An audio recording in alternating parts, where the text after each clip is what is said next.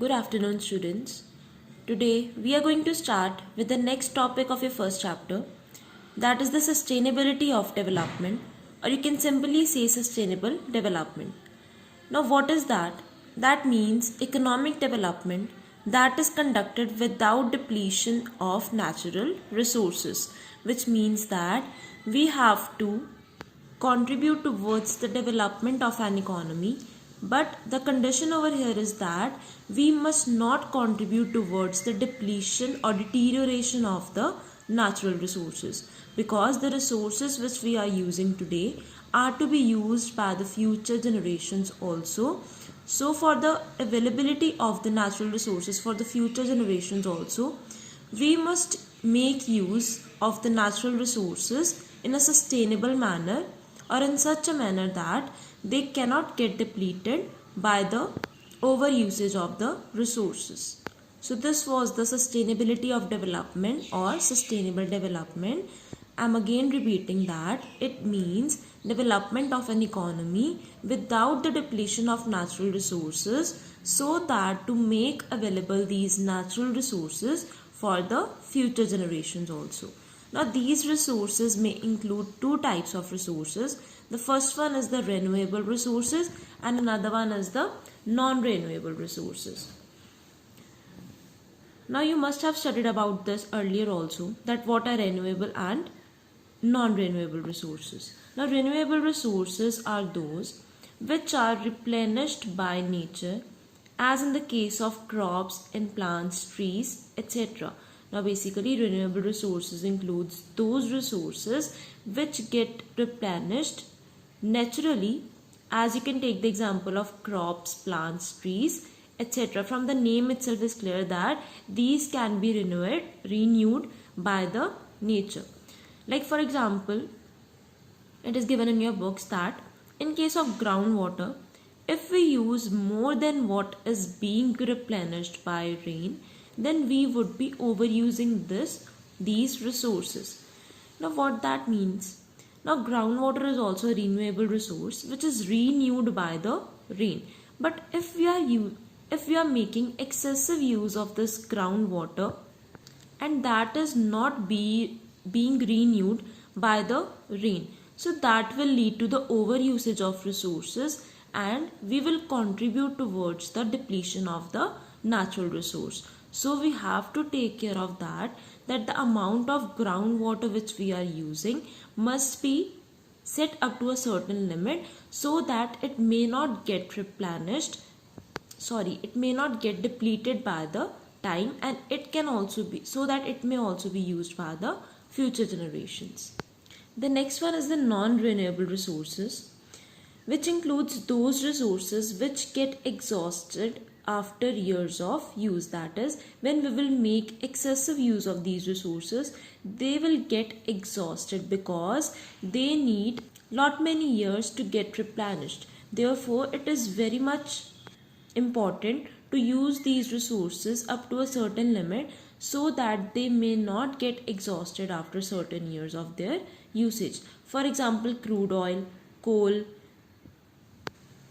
etc. Now as we know that these kind of resources require lot many years to get replenished, so therefore if we will make excessive use of these resources, they will simply get exhausted. On the other hand, in the renewable resources, these are replenished naturally, but in this case, like as we know in case of coal, that after thousands of years this coal is being produced. So these kind of resources simply get exhausted after years of their use. Now if natural resources are not sustained, then development will stagnate after attaining a certain point of time. Now a line is there which indicates that if we are not sustainably using the natural resources, then the development which we are planning will stagnate. That is, it will remain constant, or it will move at a constant pace after attaining a certain point of time. That is, a point will come when we will not be able to develop our economy by the usage of these natural resources, because these will not be available to us within a given time period, because we are making excessive use of these resources, because of which the future generations will not be able to use these resources and development will not take place. So we must take care of that the resources which we are using must be used within a certain limit, or you can say there must be sustainability in the usage of the resources or in the process of the development. Next topic is that importance of sustainable development. Now we are talking about this, that sustainable development.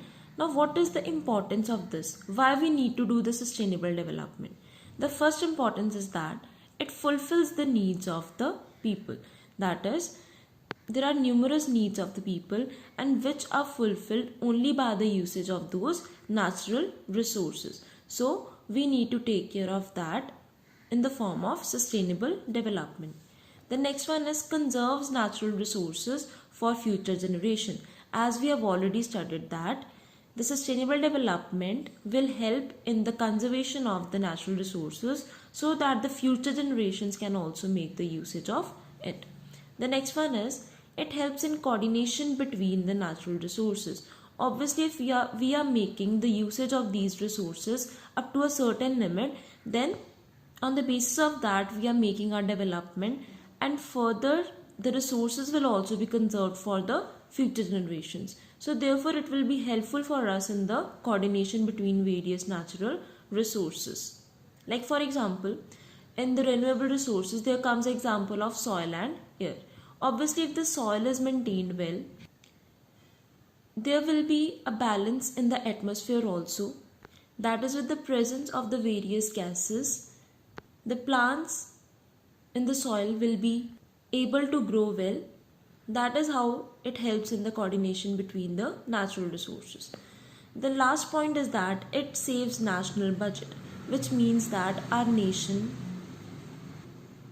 or our government makes a budget in which they make the estimates of the various revenues which they will get and the various expenditure or expenses which they will make on various resources. So it will save the national budget, that is, the government will need to spend less on the sustainable development if we all are involved in this process. So this was all about the importance of the sustainable development. Now a line is there which indicates that consequences of environmental degradation is no longer region or nation specific. Our future is linked together.